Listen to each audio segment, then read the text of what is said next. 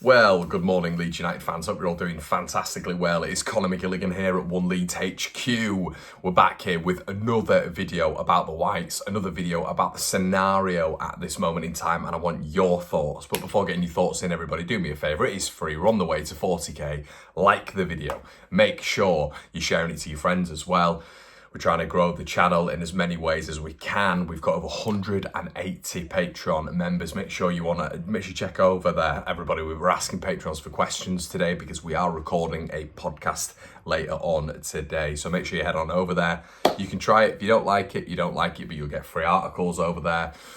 You'll also get free content, as I've just mentioned. So what we're going to be doing today is we're going to be discussing the overall picture at Leeds United, so make sure you check on over there.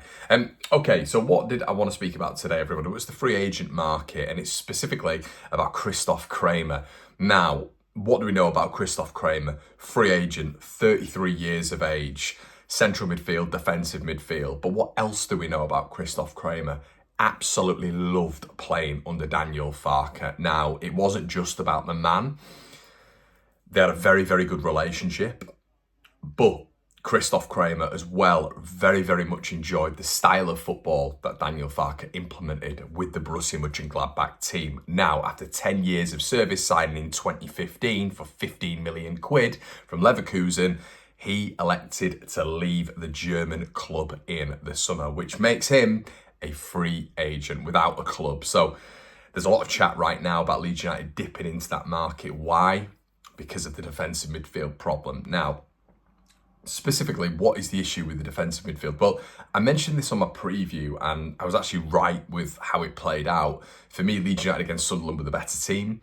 However, there were multiple phases of which Leeds struggled with one player in particular, and it's very symptomatic of the problem with the system and the players in the system right now.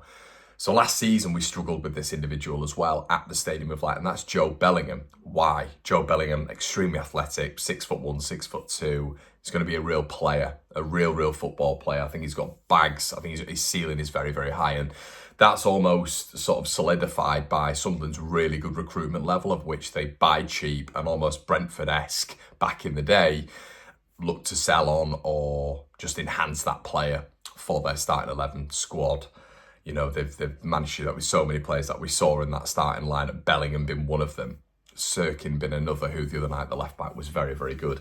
But Bellingham, why focus on him specifically? Well, attacking midfielder, box to box. He was able to get in behind that too, in Rothwell and Tanaka, too easily for me, continuously. So it begs the question, how would that not have happened? Now, I think against Kamara, and I believe it was Gruev in there at the Stadium of Light last season, he was still able to do that. And that's kudos to Joe Bellingham, because he's such a decent player, such a good midfielder at this level. But the games that Leeds have got coming up are big. Now, not only are they big in terms of magnitude, you know, you look at the game potentially against Sheffield United, which for me is the biggest game of the season so far. It's going to be a Yorkshire derby. They're flying at the minute. They're top of the form table while we're 7th in the form table, respectively. So it's going to be a tough game for Leeds United. But what needs to be enhanced with that side is the certain position. And look, against Watford, I want to just touch on that specifically as well. You're going to get Dele Bashiru for Watford trying to get in and behind in that central attacking midfield role, in and behind that midfield two. You are going to get Callum O'Hare, in particular, trying to get in and behind that back two of the midfield. That sounds so obvious. But those two, as central players who are going to get in behind our central players, have to be monitored. But the issue is, you've got Tanaka and you've got Rothwell, who I think have the attributes, but they're very, very technical footballers, and they're more comfortable in the attacking phases of a football game. So that's where it becomes really difficult, whereas someone like Gruev, someone like Ampadu, were speaking about this at the start of the season. People didn't listen, because people don't like to listen when they come on here with their own narratives and agendas. I specifically said that the balance in the double pivot has to be a defensive player and has to be an attacking player for me. That facilitates a 4-1-4-1 as well, of which we saw against Marcelo Bielsa.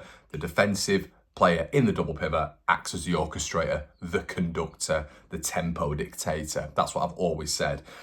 I still think, even though I would have had Tanaka and Rothwell in place of Gruev this season to just facilitate that pivot with Ethan Ampadu, I think there's still an off kilter now with the balance, because you've got two players who are more attacking and more enjoy getting forward. Technical footballers. Have they impressed everyone with the two games that they've played?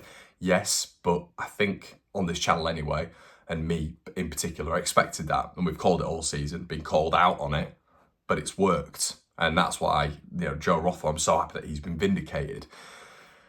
So it's one of those where the balance is a little bit off at the minute. So someone like Christoph Kramer coming in, who can play defensive, can play central, just maybe in front of that back four, as well as bags full of experience in the Bundesliga, has worked under Daniel Farke, is the absolute obvious player that Leeds United go for. And what has Daniel Farke said in his press conference after the game? He said it wouldn't be ideal going for a free market player, but it might have to be something that Leeds United explore.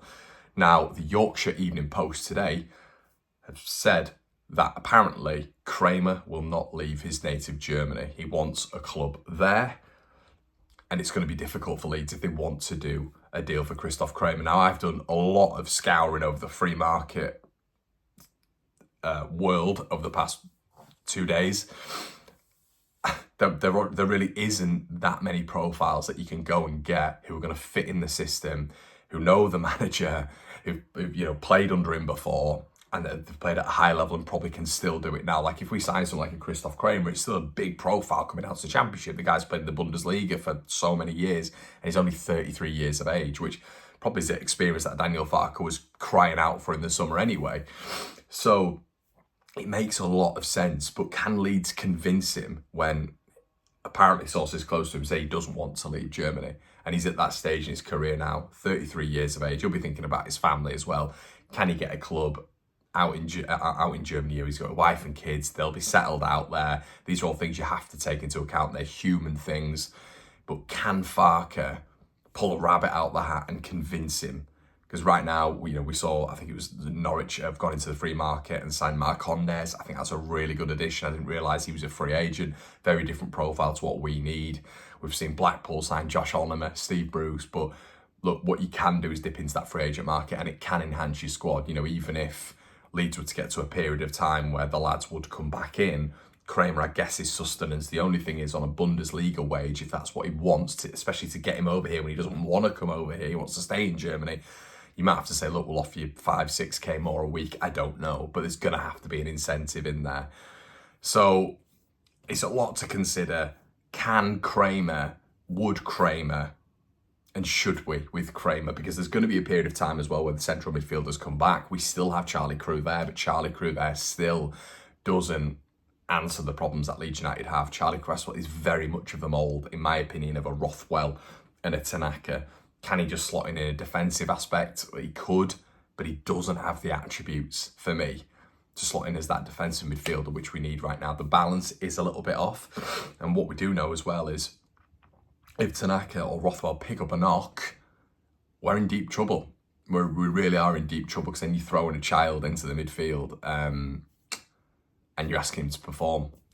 So that is what it is. The depth will be good in the forward areas, because hopefully we'll get Solomon back. And then Dan James after the international break. The big problem is in that midfield. Let me know what you guys think in the comment section below. Like, comment, and subscribe. Fascinated to hear what your thoughts are on this one. Would you do it? Would you just push the boat out? How would you do it? How the bloody hell are you going to do it? But the YEP say that is unlikely. Unlikely, with Kramer not wanting to leave his native Germany. Head on over to Patreon, everybody. Really appreciate your support, and we'll see you in a bit.